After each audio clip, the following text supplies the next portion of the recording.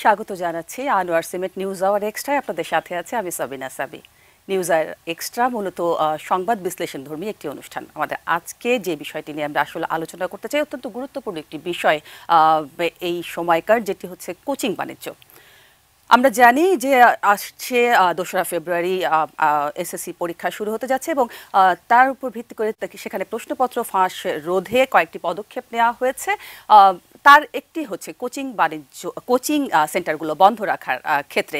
এছাড়া আমরা জানি যে গতকাল আমরা দেখেছি আদালত তার পর্যবেক্ষণে বলেছেন যে এটি একটি নতুন ধরনের অপরাধ। আমরা জানি কোচিং বাণিজ্য বন্ধের নীতিমালা সহ শিক্ষকদের বিরুদ্ধে ব্যবস্থা নেওয়া নিয়ে জারি করা রুলের উপর গতকাল শুনানি হয়েছে এবং ৭ ফেব্রুয়ারি এই বিষয়ে রায় দেওয়ার কথা রয়েছে। আর আমরা যেটা সবসময় নতুন করে দেখছি যে দুর্নীতি দমন কমিশন কোচিং সেন্টারগুলোতে কিন্তু তারা তাদের যেই পরিদর্শনে গিয়েছিলেন সেই বিষয়টিও দেখেছি এবং স্কুলগুলোতেও কিন্তু আমরা দেখেছি যে তারা কিন্তু পরিদর্শনে গেছেন।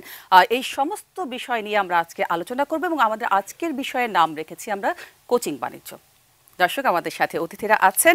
অতিথিদের সাথে একটু পরিচয় করিয়ে দিতে চাই। প্রথমেই আমার সাথে আছেন রাশেদা কে চৌধুরী, নির্বাহী পরিচালক গণস্বাক্ষরতা অভিযান। আপনাকে স্বাগত নিউজ আওয়ার এক্সট্রায়। এরপরে আছেন সিদ্দিকুর রহমান খান, সম্পাদক দৈনিক শিক্ষা.com। আপনাকেও স্বাগত আমাদের আজকে নিউজ আওয়ার এক্সট্রায়। এরপরে আমাদের যথারীতি আছেন হুমায়ুন কবির, প্রভাষক Saint Joseph School and College. আপনাদের তিনজনকেই কিন্তু স্বাগত জানাচ্ছি আমাদের আজকের নিউজ আওয়ার এক্সট্রায়। যেমনটি বলছিলাম যে আদালতের পর্যবেক্ষণ কোচিং সেন্টারগুলো নিয়ে এবং কোচিং সেন্টার বন্ধ রাখার যে ঘোষণা এসএসসি পরীক্ষাকে সামনে রেখে এই যে দুর্নীতি দমন কমিশনের পরিদর্শন কোচিং সেন্টারগুলোতে, সবকিছু নিয়ে আমরা এক এক করে আলোচনা করব। কিন্তু প্রথমে যেই বিষয়টি আসলে তিনজনের কাছে এক এক করে জানতে চাই যে এই যে কোচিং বাণিজ্য, এই কোচিং বাণিজ্যের বিষয়ে আসলে আপনাদের মতামত জানতে চাই। প্রথমেই আমি রাশেদা কে চৌধুরী আপনার কাছে যেতে চাই, আপনার কাছ থেকে জানতে চাই আপনি এই বিষয়ে কি বলবেন, আপনার মতামত। কোচিং আর বাণিজ্য, কোচিংয়ের কিন্তু একটা আভিধানিক অর্থ আছে, যেটা হলো যে কোনো দুর্বল শিক্ষার্থীকে কেউ সেটার জন্য হয়তো কিছু সহায়তা করা, এটা একটা আভিধানিক অর্থ আছে। আগে যেটা বলা হতো যে গৃহশিক্ষক বাড়িতে তাকে সহায়তা করবেন, সেটা যখন বাণিজ্য হয়ে যায় এবং সেটা যখন শ্রেণীকক্ষের দেয়াল টপকে বাইরে চলে যায় এবং সেটা যখন বাণিজ্যিকভাবে কোচিং সেন্টারের মাধ্যমে পরিচালিত হয়, তখন কিন্তু তিনটা মূল নীতি আমাদের সংবিধানের সাথে অসঙ্গতিপূর্ণ বিষয় সামনে চলে আসে। একটি হলো শিক্ষা আমাদের মৌলিক মানবাধিকারের অংশ এবং সেটা বাণিজ্য হতে পারে না কোনোভাবেই। দ্বিতীয়, এই যে কোচিং বাণিজ্যের মধ্য দিয়ে যে কাজকর্ম সংগঠিত হচ্ছে, সেটা শ্রেণীকক্ষের ভেতরের লেখাপড়াকে বিঘ্নিত করছে। তৃতীয়, এক শ্রেণীর শিক্ষক এই কোচিং বাণিজ্যের মধ্যে গিয়ে নিজেরা এক ধরনের, আমি বলবো, অনৈতিক কাজ করছেন। কারণ এটা কিন্তু সব শিক্ষক করছেন না, যারা করছেন তারা এটা করার ব্যাপারে নীতিমালা 2012 সালে ঘোষিত হয়েছে, শিক্ষা মন্ত্রণালয় কর্তৃক জারি হয়েছে এবং সেটাও আদালতের একটি নির্দেশনার আলোকে। চতুর্থ যে বিষয়টা বলতে চাই, যারা কোচিং সেন্টারে যেতে পারছে ধরে নেওয়া হচ্ছে এরা ভালো লেখাপড়া করছে, কিন্তু যারা পারছে না, শ্রেণীকক্ষের ভেতরে প্রাতিষ্ঠানিক কাঠামোর ভেতরে শিক্ষা প্রতিষ্ঠানে তারা কি সেই সুযোগটা পাচ্ছে না, তাহলে তো বৈষম্য তৈরি হচ্ছে। কাজেই বাণিজ্যটা কিন্তু মানবাধিকারের লঙ্ঘন। শিক্ষা যখন পণ্য হয়ে যায় তখন যে কোনো শিক্ষার্থীর মানবাধিকার লঙ্ঘিত হয়, আর বাণিজ্য মানেই তো পণ্য। নিশ্চয়ই। রাশেদা কে চৌধুরী, আপনার বক্তব্য শুনছিলাম। আমরা যদি একটু সিদ্দিকুর রহমান খান আপনার কাছে জানতে চাই যে আপনি শিক্ষা.com, দৈনিক শিক্ষা.com-এর সম্পাদক হিসেবে কাজ করছেন এবং শিক্ষা বিষয়ক বিভিন্ন বিষয়গুলোই কিন্তু আপনাদের এখানে বারবার উঠে আসছে এবং আপনারা এই বিষয়ে বিভিন্ন বিষয়ে পর্যবেক্ষণ রাখছেন। সেই দিক দিয়ে যদি আপনার কাছে যে বিষয়টি বলেছে, যে একই প্রশ্নটি আসলে রাখতে চাই। আপা যেটি বলছিলেন যে বাণিজ্য, এই কথাটাই তো আসলে একটা বাণিজ্যের বিষয়, একটা মানবাধিকারের লঙ্ঘন বা এই বিষয়গুলো আসছে। আপনি কি বলবেন? আচ্ছা, কোচিংয়ে কেন আসে? শ্রেণীকক্ষে সব পড়াশোনা শেষ করে দেওয়ার কথা। যদি কোনো দুর্বল ছাত্র থাকে তাকে ক্লাস আওয়ারের বাইরে, অর্থাৎ যদি দুটো যদি কোনো স্কুল শেষ হয়ে যায় তার পরবর্তী সময়টায় ওই দুর্বল ছাত্রদেরকে শ্রেণীকক্ষের শিক্ষকরাই স্পেশাল একটা টেক কেয়ার করবেন। কিন্তু সেটা না করে এই যে কোচিংয়ের একটা সুযোগ করে দেয়া, এই শিক্ষকদের যে সরকারি স্কুলের শিক্ষক, সরকারি কলেজের শিক্ষক, সরকার তাদেরকে বেতন দিচ্ছেন, এমপিওভুক্ত শিক্ষক সরকার তাদেরকে বেতন দিচ্ছেন, অন্যান্য সুবিধা দিচ্ছেন, এবং সরকার কিন্তু বেতন দিচ্ছেন ট্যাক্স পেয়ারদের পয়সায়। জি। তো এই শিক্ষকদেরকে কেন মনিটরিং করা হয় না যে আপনি শ্রেণীকক্ষে পুরোটা পড়ান না? এই শিক্ষকরা ইচ্ছে করে গত কয়েক বছর ধরে আমরা দেখছি ইচ্ছে করেই একটা টপিক সে ক্লাস শ্রেণীকক্ষে পুরোটা পড়ান না, বাধ্য করান ছাত্রদেরকে তার কোচিংয়ে যাওয়া, তার প্রাইভেট টিউশনি, তার বাসায় যাওয়া যেতে। এই জায়গাটায় শিক্ষা মন্ত্রণালয়, শিক্ষা বোর্ড, শিক্ষা অধিদপ্তর তাদের দুর্বলতা আছে। আচ্ছা, কেন দুর্বলতা আছে? আপনি দেখবেন কোচিং সেন্টারে কারা যায়? এই শিক্ষা মন্ত্রণালয়ের সব কর্মকর্তা কর্মচারীর ছেলেমেয়েরা কিন্তু কোচিং সেন্টারে যায়। দুদকের কর্মকর্তাদের ছেলেমেয়েরা কোথায় পড়ে? কোচিংয়ে পড়ে। শিক্ষা অধিদপ্তরের কর্মকর্তাদের ছেলেমেয়েরা কোথায় পড়ে? কোচিংয়ে পড়ে। এই আমাদের যারা সাংবাদিক আছি বা অন্যান্য যারা, তারা সবাই কোচিংয়ে যাচ্ছে। আচ্ছা, শুধু কি দুর্বল ছাত্ররা কোচিংয়ে যায়? না। তাহলে Viqarunnisa, Notre Dame, ideal, Holy Cross, যাদেরকে আমরা ভালো প্রতিষ্ঠান বলি, অর্থাৎ তাদের শিক্ষকদেরকে আমরা ভালো মনে করি, সেই শিক্ষকরা কেন সেই ছাত্ররা কেন কোচিং সেন্টারে যায়? এখানেও কিন্তু এই যে ভালো প্রতিষ্ঠানগুলো, সেগুলোকে কিন্তু মনিটরিংয়ের আওতায় আনা হয় না। কেন মনিটরিংয়ের আওতায় আনতে পারে না শিক্ষা মন্ত্রণালয়? তাদের দুর্বলতা আছে। তাদের দুর্বলতা কোথায়? শিক্ষা মন্ত্রণালয়ের একজন কর্মকর্তা, তিনি ভিকারুননিসা, আইডিয়াল, এই স্কুলগুলোতে, আরও যারা নাম করা স্কুল আছে, এই স্কুলগুলোতে তারা হলো ভর্তির জন্য তদবির করেন, 5টা ভর্তি করান।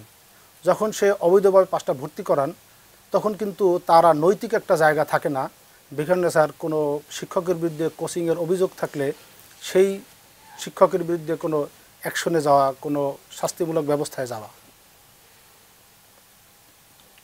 আমরা একটু যদি হুমায়ুন কবির আপনার কাছে জানতে চাইছি, আপনি তো শিক্ষক, তা আপনার বিরুদ্ধে কিন্তু আপনাদের বিরুদ্ধে বেশ কিছু কথাবার্তা আমরা শুনছিলাম, বিপক্ষে যাচ্ছিল আপনাদের।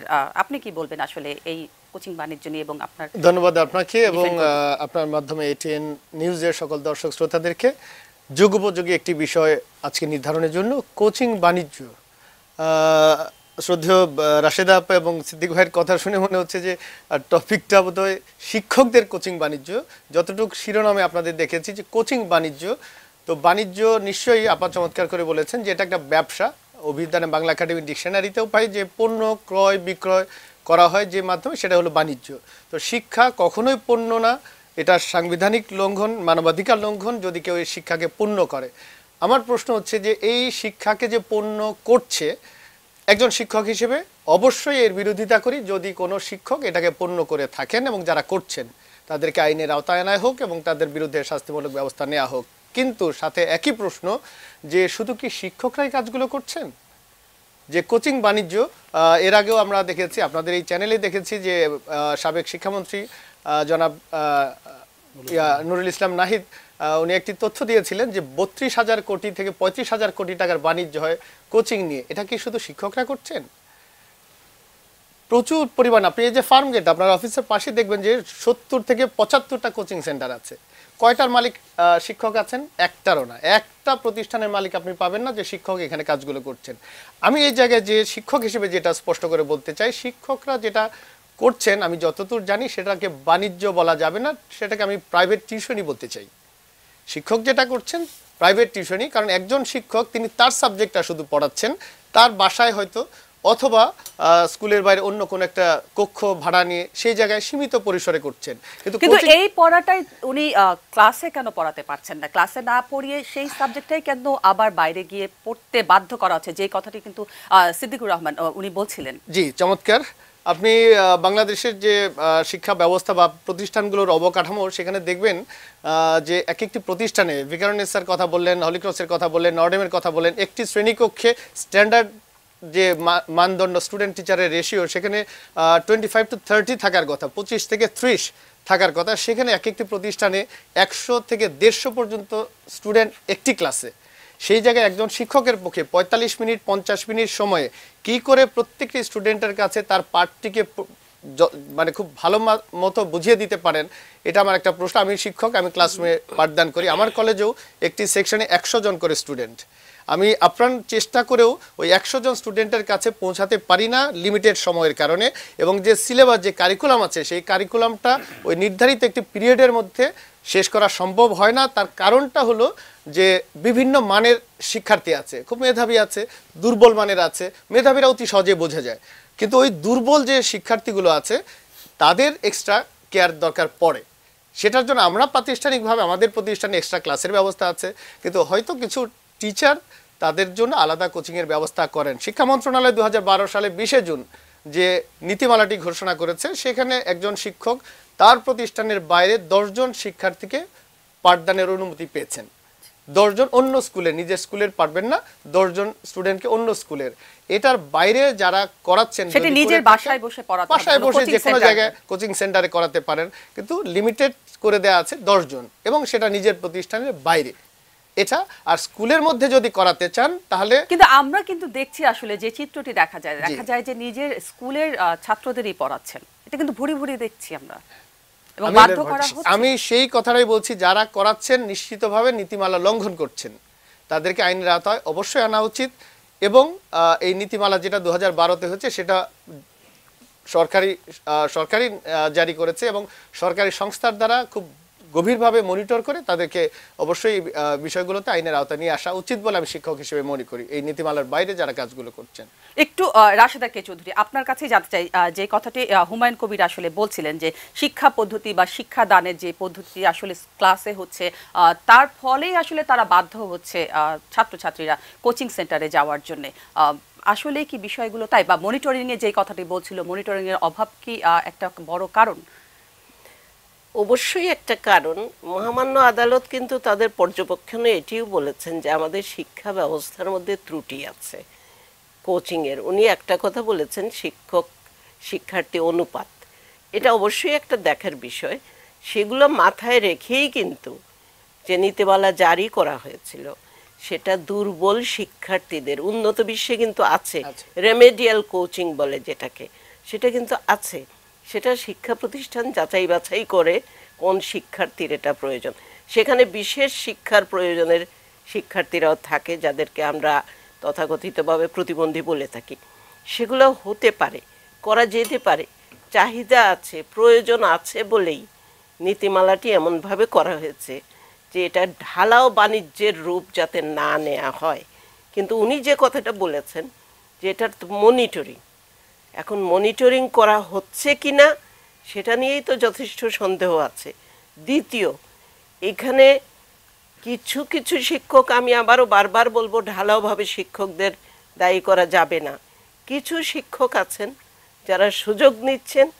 এক হচ্ছে শিক্ষা প্রতিষ্ঠানের দুর্বলতা, দ্বিতীয় হচ্ছে আমাদের শিক্ষা ব্যবস্থার দুর্বলতা, তৃতীয় যেটা বলাটা খুবই প্রয়োজন সেটা হচ্ছে আমাদের পরীক্ষা পদ্ধতি। আমাদের এই যে বিশ্ববিদ্যালয় পর্যায়ে যাওয়ার আগে বা উচ্চতর শিক্ষায় যাওয়ার আগে একজন শিক্ষার্থীকে 4টি পাবলিক পরীক্ষা দিতে হয়, যার চাপ শিক্ষার্থীরা নিতে পারে না, শিক্ষকদেরও সমস্যা হয়। আর এখন তো যেভাবে জিপিএ 5-এর পিছনে ছোটা হচ্ছে, তার মধ্যে শিক্ষকরা নিজেরাই জিম্মি হয়ে যাচ্ছেন অনেক সময়। আমাদের পুরো শিক্ষা ব্যবস্থাটাই এখন মনে হচ্ছে যে জিপিএ 5 মুখী হয়ে যাচ্ছে। ওই যে পরীক্ষা নির্ভর শিক্ষা ব্যবস্থার মধ্যে এরকম বাইপাস করে কিছু অসৎ কাজ হতেই পারে, যে জন্য আমাদের শিক্ষা পদ্ধতি এবং পরীক্ষা পদ্ধতির একদম আমূল সংস্কার প্রয়োজন।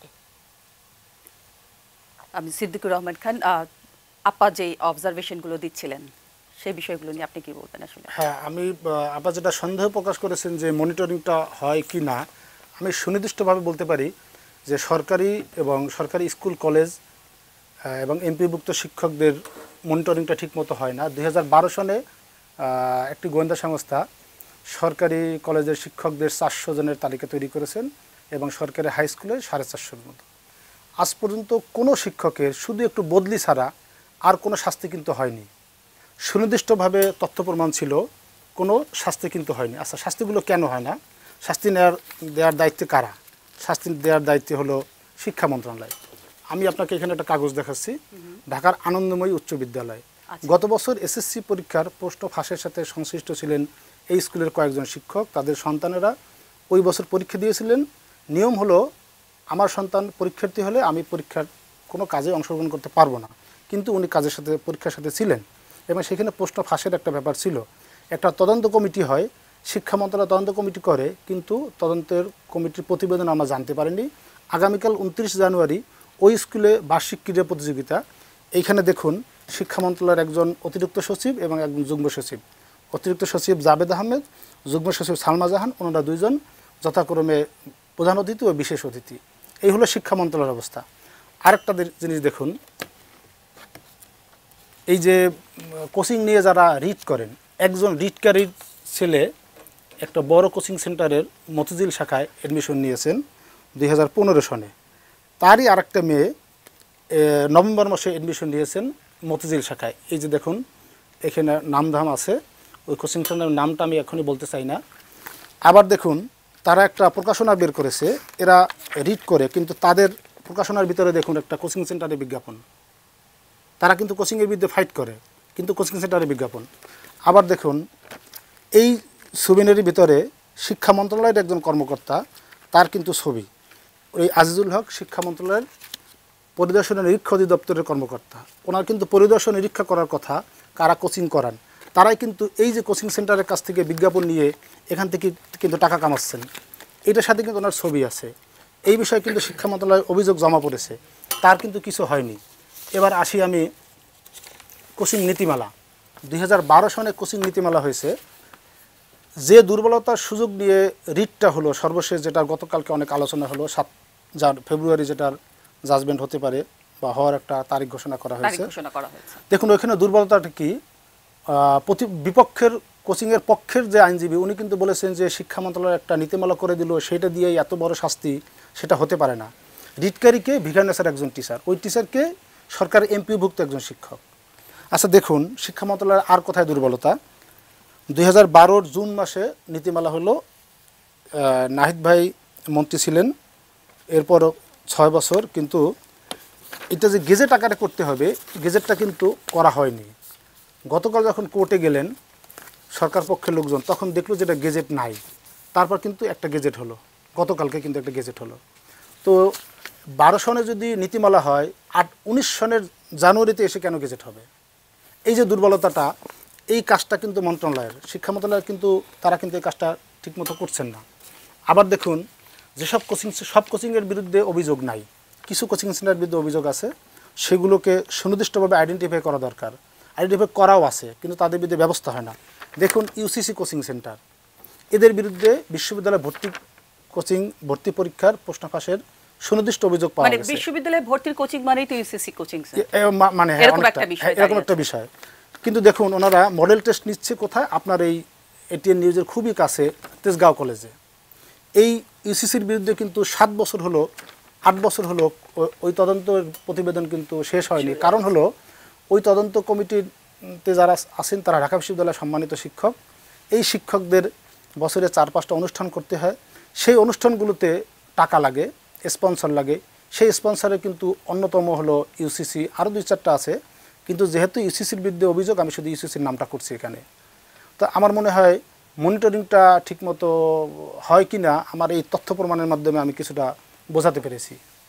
নিশ্চয়ই আমরা এই বিষয়ে আরো অনেক কিছু আলোচনা করব, আমাদের অনেক বিষয় আলোচনা করার আছে। কিন্তু দর্শক, একটা বিরতি নিচ্ছি, বিরতির পর ফিরে এসে আমাদের অতিথিদের সাথে কোচিং বাণিজ্য নিয়ে আমরা আরো অনেক কিছু জানার চেষ্টা করব। থাকুন আমাদের সাথে।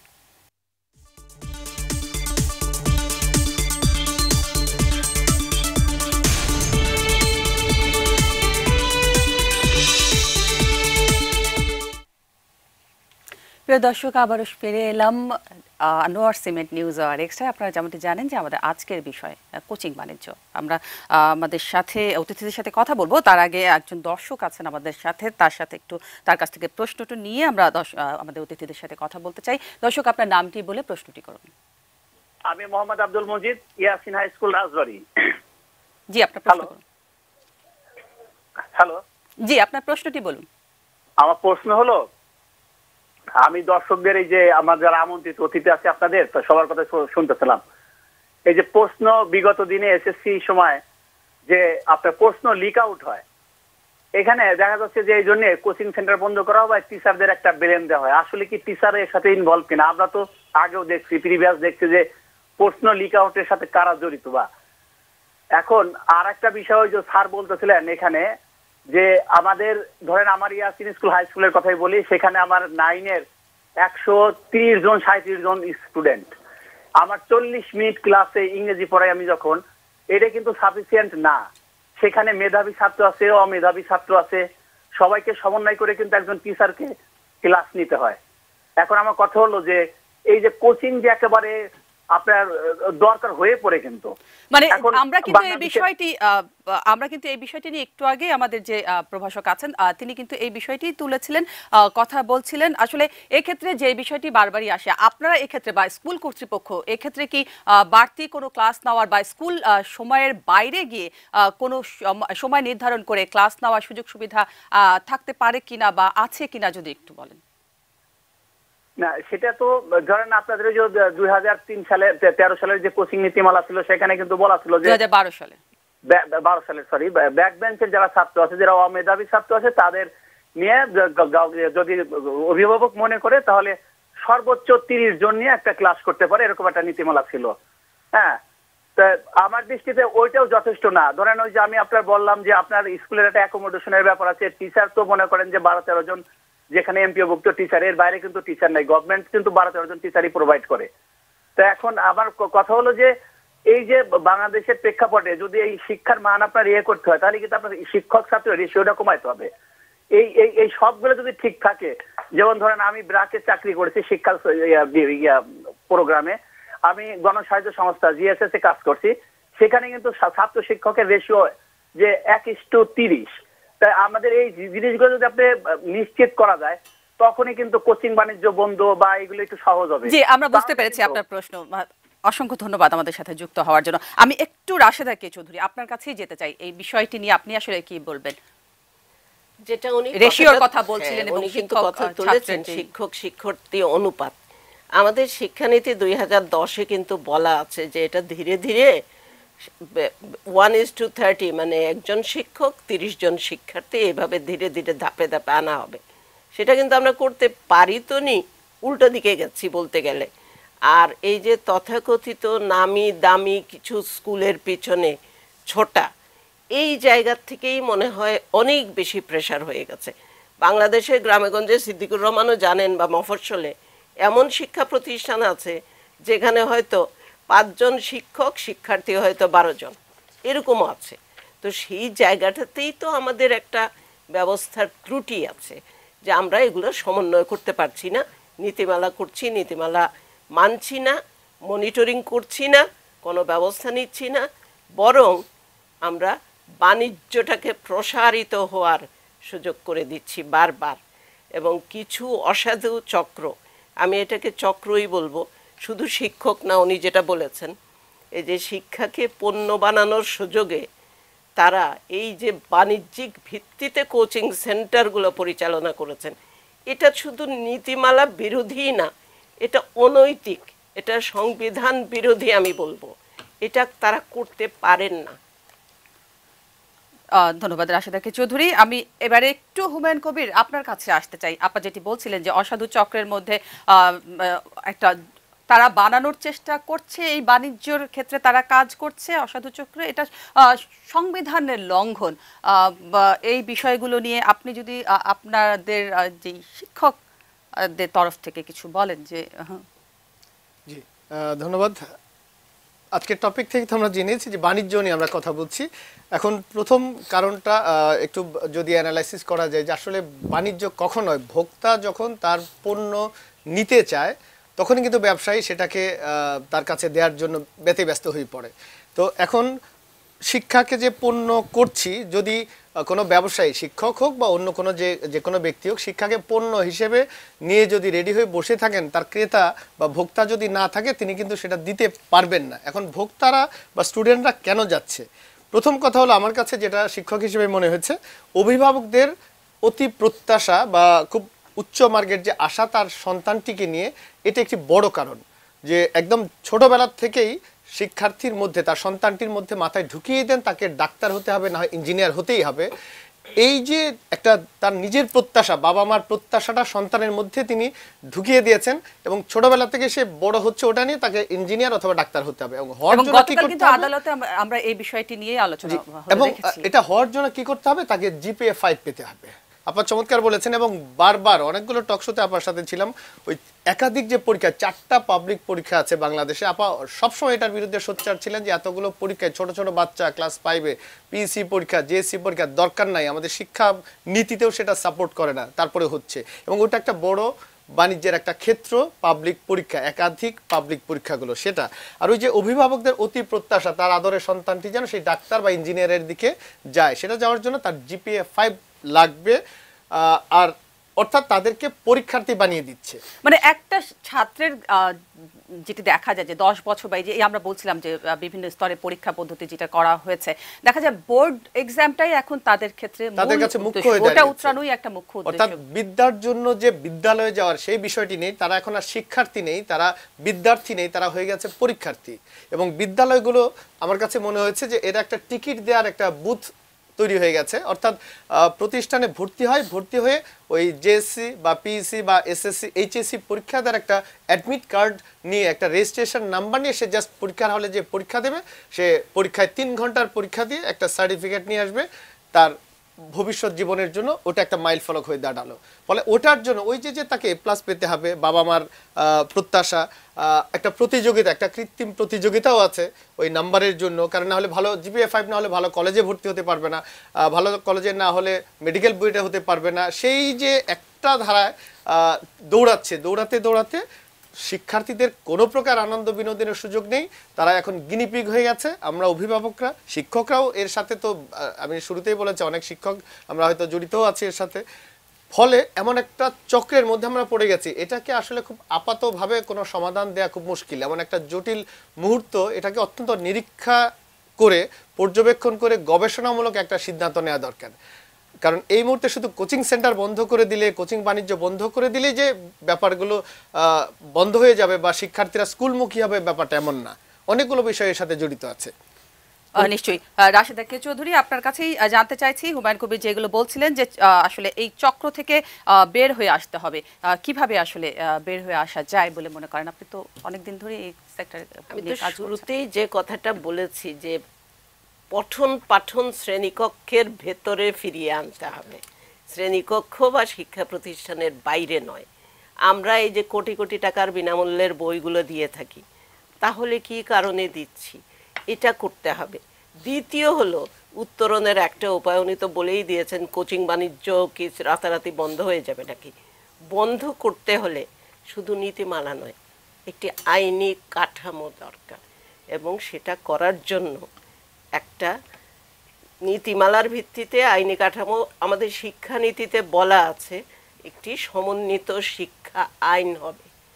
2013 সালে খসড়াটি প্রায় চূড়ান্ত হয়ে 14 সালে প্রায় চূড়ান্ত হয়েছিল। 5 বছর হয়ে গেছে এটি আলোর মুখ দেখেনি।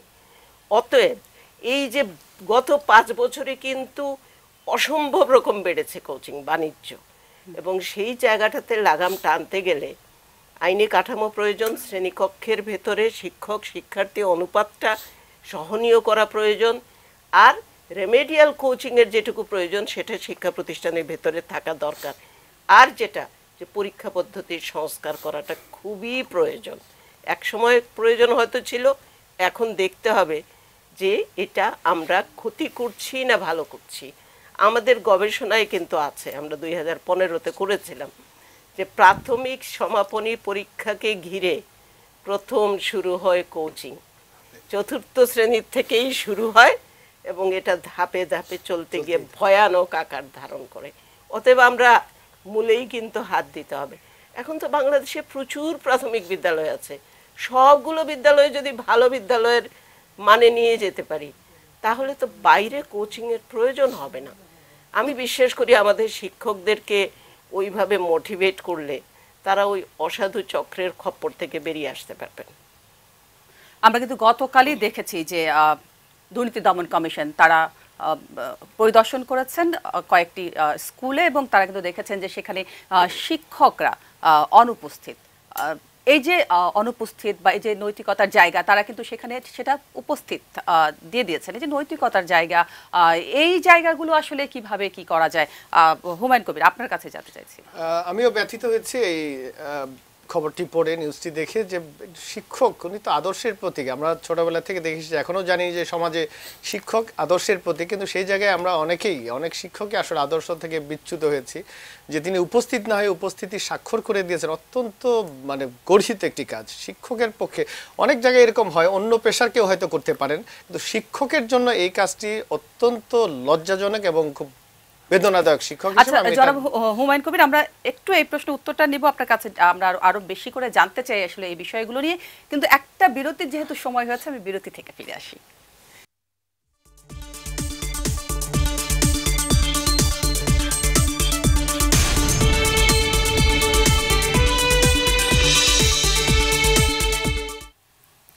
দর্শক, আছি আনোয়ার সিমেন্ট নিউজ আওয়ার এক্সট্রায়। আমাদের আজকের বিষয় আলোচনার কোচিং বাণিজ্য কথা বলছিলাম। বিরতিতে যাবার আগে হুমায়ুন কবির, আপনার সাথে আপনার কাছে আবার ফেরত আসতে চাই।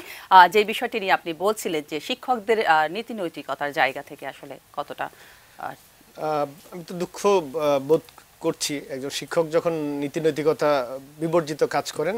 অবশ্যই এটা অত্যন্ত গর্হিত কাজ এবং মানবতা বিরোধী অপরাধ, আমি সেটাকে বলতে চাই। সেক্ষেত্রে তো কখনোই সমর্থন করার প্রশ্ন ওঠে না। আমার প্রশ্ন আজকের টপিক অনুযায়ী যেটা, কোচিং বাণিজ্য যারাই করছেন, সেটা যদি শিক্ষক করে থাকেন অথবা অন্য কোনো সংস্থা, কোনো কোচিং সেন্টার যদি করে থাকেন, প্রত্যেকের ক্ষেত্রেই একটা আইন করে, আইনের মাধ্যমে আইনি কাঠামোর মধ্যে নিয়ে আসা উচিত। আর দ্বিতীয় কথা হলো যে এই যে আপনি দেখবেন যে 4 থেকে 5 কোটি শিক্ষার্থী কিন্তু কোচিংয়ের সাথে কোনো না কোনোভাবে জড়িত। একটি পরিসংখ্যানে দেখা গেছে যে 17 বছর বয়স পর্যন্ত একজন শিক্ষার্থী, অর্থাৎ প্রতি 4 জনে 3 জন কোচিং করে থাকে। প্রতি 4 জনে 3 জন কোচিং করে থাকে 17 বছর বয়সের মধ্যেই। এটা একটা গবেষণায় উঠে এসছে, এটা ভয়ঙ্কর একটি তথ্য। তার মানে কোচিংয়ের এত বড় একটা চাহিদা আছে। এখন সেটাকে ওই যে বললাম, হুট করে যদি বন্ধ করে দেয় অথবা শুধু টিচারদের জন্য যদি বন্ধ করে, তাহলে কারা করাবে? অশিক্ষক যারা, শিক্ষক না যারা, বিভিন্ন কোচিং সেন্টারের মালিক, তারা করাবেন। সেক্ষেত্রে তো প্রশ্ন থেকে যায়, তাহলে ওখানে কি যে যথাযথ শিক্ষা তারা পাবে? এটা একটি প্রশ্ন। আর আমার মতে যেটা, আমি শিক্ষক হিসেবে যেটা উপলব্ধি করেছি, যে কোনো স্রোতকে আসলে বাদ দিয়ে আটকানো সম্ভব না। স্রোতকে আমি পজিটিভ ওয়েতে যদি ডাইভার্ট করতে পারি, সেক্ষেত্রে বোধহয় ভালো একটি ফল আসবে। সেক্ষেত্রে আমার একটি পর্যবেক্ষণ, সেটা হলো কোচিং বাণিজ্যটাকে অন্য খাতে সরকারি চাইলে, শিক্ষা মন্ত্রণালয় চাইলে, আইসিটি ডিপার্টমেন্ট চাইলে খুব সহজে করতে পারে। আমার কাছে যেটা মনে হচ্ছে, এখন সারা বিশ্বব্যাপী অনলাইন এডুকেশন চালু আছে। সরকার ডিজিটাল বাংলাদেশের কথা বলছে এবং যথেষ্ট আমরা এগিয়ে গেছি, উন্নয়নশীল বিশ্বে আমরা পা দিয়েছি। এই জায়গায় শিক্ষাটাকে সারা বাংলাদেশে প্রচুর পরিমাণে দক্ষ শিক্ষক আছেন স্কুলে কলেজে, তাদেরকে নিয়ে সাবজেক্ট ওয়াইজ টিচারদেরকে নিয়ে প্রত্যেকটা সাবজেক্টের অনলাইন কোর্স তৈরি করে, সেটা সরকারের এটুআই প্রজেক্ট আছে, অনেকগুলো উইংস আছে, বিটিভি আছে, বিভিন্ন গণমাধ্যম আছে, সেগুলোর মধ্য দিয়ে যদি প্রচার করতে থাকে, তাহলে একজন শিক্ষার্থী ওই খুব সহজে যখন তার প্রয়োজনীয় জিনিসটা পেয়ে যাবে, সে তখন ওই কোচিং সেন্টারে দৌড়ানোর থেকে, শিক্ষকের কাছে বা কোচিং সেন্টারে যাওয়ার থেকে নিরুৎসাহিত হবে বলে আমার বিশ্বাস। কারণ এটা আমি নিজেও দেখেছি যে প্রচুর পরিমাণে স্টুডেন্ট অনলাইন থেকে পড়ালেখা করে। এই জায়গাটাতে যদি সরকার, আইসিটি ডিপার্টমেন্ট যৌথভাবে, শিক্ষা মন্ত্রণালয় এবং আইসিটি ডিপার্টমেন্ট যৌথভাবে কোনো একটা প্রকল্প নিয়ে থাকে, যে ভালো ভালো শিক্ষকের দিয়ে প্রত্যেকটা সাবজেক্টের টপিকগুলো খুব সহজ করে, সুন্দর করে শিক্ষার্থীদের মধ্যে অনলাইনে ছেড়ে দেয়া, এটা একটা। আর দ্বিতীয় বিষয়টা মনে হচ্ছে যে স্কুল টিচারদের কাছে আসলে নাম্বার দেওয়ার বিষয়টি ছেড়ে দিতেই হবে। যেমন ধরুন 10 বছর আপনি একজন শিক্ষার্থীকে ক্লাস 1 থেকে 10 পর্যন্ত পড়ালেন, আমি শিক্ষক, তাকে পড়ালাম, তার চালচলন, আচার আচরণ সমস্ত কিছু আমি পর্যবেক্ষণ করলাম, অথচ আমি শিক্ষক, আমার কোনো মূল্যায়ন ওই শিক্ষার্থীর ক্ষেত্রে গৃহীত হওয়ার কোনো সুযোগ নেই বর্তমান পরীক্ষা পদ্ধতিতে। ও 3 ঘন্টার একটি হল টেস্ট দিয়ে এসে ওই 3 ঘন্টার পরীক্ষার হলে যা লিখে এলো, কাগজ কলমে, সেটার ভিত্তিতে কিন্তু তার সামগ্রিক মূল্যায়নটা হয়ে যাচ্ছে, যেটা কোনোভাবেই শিক্ষক হিসেবে আমি মনে করি না যে তার সামগ্রিক একটি মূল্যায়ন। এখানে স্কুল শিক্ষকদের কাছে জাতীয় শিক্ষানীতিতেও যেটা আছে যে কমপক্ষে 20% নাম্বার শিক্ষকরা দেবেন, কারণ 10 বছর যিনি সন্তানকে লালন পালন করলেন তার সম্পর্কে শিক্ষক খুব ভালো জানেন, তিনি কেমন, তার পাংচুয়ালিটি, তার আচার আচরণ সব কিছু জানেন, সব বিষয়, সেটার কোনো মূল্যায়ন কিন্তু এখন পরীক্ষা পদ্ধতিতে নেই। এখন যেটাকে ইতোমধ্যে বেডু চেষ্টা করছে যে ধারাবাহিক মূল্যায়ন, অর্থাৎ কন্টিনিউয়াস অ্যাসেসমেন্ট, যে শ্রেণী শিক্ষক শিক্ষার্থীকে প্রতিদিনের ক্লাসে যে মূল্যায়ন করবেন, তার টার্মিনাল পরীক্ষা আছে, first term, second term, annual পরীক্ষা, এগুলোর নাম্বার 20% নাম্বার বোর্ডে পাঠাবে, বোর্ডে 100 মার্কসের পরীক্ষা হবে এবং সেটা গড় হয়ে তার একটা রেজাল্ট হবে। এই শিক্ষকদের হাতে যদি 20% নাম্বারটা যেটা দেওয়ার কথা সেটা দেয়া হয়, তাহলে শিক্ষার্থীরা আমার মনে হয় শ্রেণীকক্ষমুখী হবে। এখন তো শ্রেণীকক্ষের বাইরে অর্থাৎ কোচিং সেন্টারমুখী হয়ে গেছে, তখন তাকে শ্রেণীকক্ষমুখী এই কাজটা করবে বলে আমার মনে হয় যদি ধারাবাহিক মূল্যায়নে নিয়ে আসা হয়। আর এই ক্ষেত্রে শিক্ষা মন্ত্রণালয়ের অনেক কর্তা ব্যক্তি, আমার কথা হয়েছিল, আমি শুনেছি, তারা মনে করেন যে শিক্ষকদের হাতে 20টা নাম্বার দিলে তারা এটা হয়তো অপব্যবহার করতে পারে। আমার একটা প্রশ্ন এই জায়গায়, এসএসসি পাস একজন পুলিশ বা একজন সৈনিকের হাতে যদি আমি একটা বন্দুক তুলে দিতে পারি ভরসা করে, একটা অস্ত্র, যে সে গুলি করে আমাকে মারবে না, তো শিক্ষকের হাতে 20টা নাম্বার যদি দেয়া হয় তিনি এত বড় ভয়ঙ্কর ক্ষতি করে ফেলবেন আমি তো বিশ্বাস করি না। আর এখন তো আছে সায়েন্সের সাবজেক্টগুলো প্র্যাকটিক্যাল নাম্বার কিন্তু শিক্ষকরা দিচ্ছেন।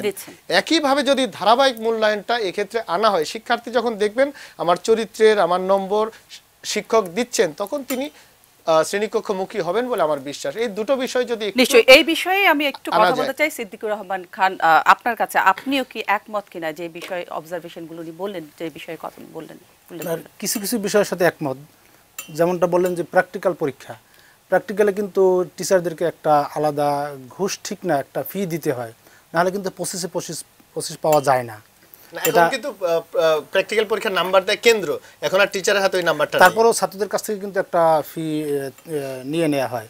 আর শিক্ষক অনেক সময় যেটি দেখা যায় যে প্র্যাকটিক্যাল যে খাতাটি ছাত্র নিজে তৈরি না করে সেটি অন্য কারো কাছ থেকে তৈরি করে নিয়ে যাচ্ছে। এখন কিন্তু সময় এসছে যে ডিজিটাল যুগে আসলে ওই যে খাতার প্র্যাকটিক্যাল খাতা, এই যে মোটা যে আমরা যেটা ছোটবেলায় করে আসছি, সেইটা আসলে কি থাকা উচিত নাকি ডিজিটালি কিছু হওয়া উচিত, সেটা বোধহয় এখন ভাবার সময় এসছে। আর একটা স্যার যেটা বললেন যে শিক্ষার্থীদের মূল্যায়ন, শিক্ষকরা মূল্যায়ন করবে, আমার মনে হয় শিক্ষার্থীদের একটা অ্যাপস বানানো যেতে পারে, সেইখানে সরাসরি অ্যাপসটার তথ্যগুলো থাকবে শিক্ষা সচিব অথবা মন্ত্রণালয়ের কর্মকর্তা বা বোর্ডগুলোর কাছে। ক্লাস 8 থেকে শুরু হবে, 8 থেকে একদম অনার মাস্টার্স পর্যন্ত, যে কোন টিচার কেমন করছে, তার কাছে তাকে কোচিংয়ে যেতে বাধ্য করছে কিনা, তাকে নম্বরে ভয় দেখাচ্ছে কিনা, তাকে ফেল করানোর ভয় দেখাচ্ছে কিনা, এটা সে রিপোর্ট করতে পারবে। এরকম একটা নতুন জিনিস চালু করা যেতে পারে।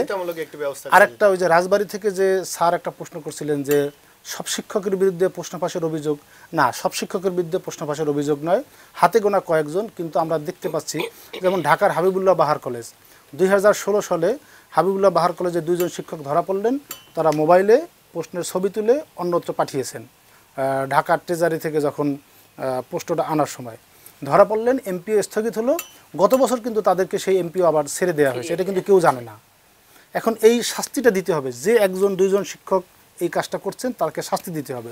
যেমন এখন ভৈরবের উপজেলা মাধ্যমিক শিক্ষা অফিসার সৈয়দ শাহরিয়ার মেনজিস, উনি প্রশ্ন ফাঁস চক্রের সাথে জড়িত, ওনাকে ডিবি পুলিশ ধরেছে, 7 দিন ধরে আটকে রেখেছে, সব তথ্য প্রমাণ পাওয়া গেছে, কিন্তু ওনাকে শুধু বদলি করা হয়েছে। উনি ছিলেন সাভার থেকে ওনাকে ভৈরবে বদলি করা হয়েছে, আর কিছুই কিন্তু করা হয়নি। তো প্রশ্ন ফাঁসের সাথে শুধু শিক্ষক জড়িত না, বিজি প্রেসের কর্মকর্তা, শিক্ষা মন্ত্রণালয়ের কর্মচারী, আপনারা দেখেছেন যে একমাত্র শিক্ষা মন্ত্রণালয়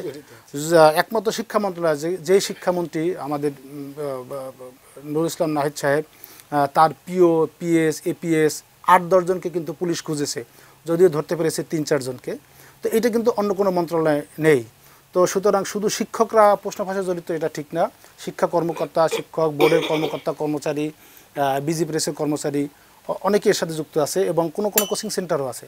যে কোচিং সেন্টার জড়িত তাদেরকে সুনির্দিষ্টভাবে ধরতে হবে, তাদেরকে শাস্তি দিতে হবে। এই শাস্তি না দিলে কিন্তু সবাই উৎসাহিত হবে, ভাববে যে প্রশ্ন ফাঁস হলে খুব একটা কিছু হয় না, প্রথম বছর একটু এমপিও স্থগিত থাকে, ওটা আবার 1 বছর গেলে সাংবাদিকরা ভুলে যাবে, কর্মকর্তারা ভুলে যাবে, অথবা ওই কর্মকর্তাদের ডেকে এনে প্রধান অতিথি করা হবে, বিশেষ গিফট দেওয়া হবে, ভুলে যাবে, এবং আমরা আবার সেই সাথে একই অপরাধটি আবার ঘটিত করতে হবে। আরেকটা বিষয় আপা, আপনি যেটা যে বারবার একটা জিনিস করা দরকার, ক্লাসরুমে যে পড়াতে পারছেন কিনা আমাদের শিক্ষকরা, আমি সব শিক্ষকের কথা বলছি না, অনেক ভালো শিক্ষক আছেন স্কুল কলেজ ইউনিভার্সিটিতে, আসলে শিক্ষক নিয়োগ প্রক্রিয়া, কারা শিক্ষক হচ্ছেন, কিভাবে নিয়োগটা পাচ্ছেন, এইখানে কিন্তু শিক্ষকদের বেতন কাঠামো আমি চাই, নতুন 2 জন শিক্ষামন্ত্রী এবং উপমন্ত্রী এসছেন, ওনারা লন্ডনে পড়াশোনা করেছেন, আমি ওনাদের কাছে আশা করি যে শিক্ষকদের বেতন ভাতা সহ অন্যান্য সুযোগ সুবিধা বাড়াবেন, এবং শিক্ষক নিয়োগ প্রক্রিয়াটা এখন শুধু 200 নম্বরের পরীক্ষা বা 300 নম্বরের পরীক্ষা, বা যারা বিসিএস কাটা তারা 1000 নম্বরের পরীক্ষা দিচ্ছেন, এখানে কিন্তু নৈতিকতার কোনো পরীক্ষা, তাকে ক্লাসরুমে পাঠানোর আগে নৈতিকতা, একটা শিক্ষকের নৈতিকতা, এইটা মনে হয় পরীক্ষা করা দরকার। এবং এটা নিশ্চয়ই সিদ্দিকুর রহমান খান, আমরা যেহেতু অনুষ্ঠানের শেষ পর্যায়ে চলে এসেছি, সেই ক্ষেত্রে রাশেদা কে চৌধুরী, আপনার কাছে আপনার মন্তব্য খুব ছোট করে জানতে চাচ্ছি, শেষ মন্তব্য। একটা বিষয় যেটা হলো, অনলাইন কোর্সটা খুবই ভালো, এটা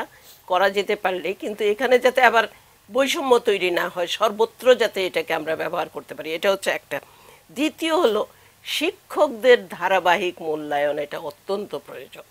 শিক্ষকরা পারফর্ম করছেন কিনা, এবং পৃথিবীর বহু দেশেই আছে, উন্নত বিশ্বে শুধু না, উন্নয়নশীল দেশেও আছে, শিক্ষার্থীরাই মূল্যায়ন করে শিক্ষকদের, যেটা সিদ্দিকুর রহমান বললেন, সেই জায়গাটাতে আমাদের মনে হয় ফিরে আসা উচিত। শিক্ষকদের মূল্যায়ন, শিক্ষার্থীদের শুধু মূল্যায়ন নয়, এবং এটা শ্রেণীকক্ষের ভেতরে। আর সবশেষে যে কথাটা বলতে চাই, শিক্ষানীতি 2010-এর পূর্ণাঙ্গ বাস্তবায়ন করলে অনেক সমস্যার সমাধান। নিশ্চয়ই, অসংখ্য ধন্যবাদ। আমরাও আশা করছি সেই বাস্তবায়ন হবে, এবং আমাদের যারা শিক্ষার্থী আছে তারা এই কোচিং বাণিজ্যের ফাঁদ থেকে বেরিয়ে এসে সুশিক্ষায় শিক্ষিত হবে। দর্শক, এই ছিল আমাদের আজকের নিউজ আওয়ার এক্সট্রা। এরপরে মাহমুদুল হকের সঞ্চালনায় নিয়ে আসবে পলিটিক্স প্লাস, দেখার আমন্ত্রণ রইল। এবং আপনারা চাইলে কিন্তু আমাদের এই নিউজ আওয়ার এক্সট্রাটি রাতে 2:15-তে দেখতে পারেন, আর তাও যদি না পারেন সেক্ষেত্রে কিন্তু সকাল 7:15-তে দেখতে পারবেন। অসংখ্য ধন্যবাদ।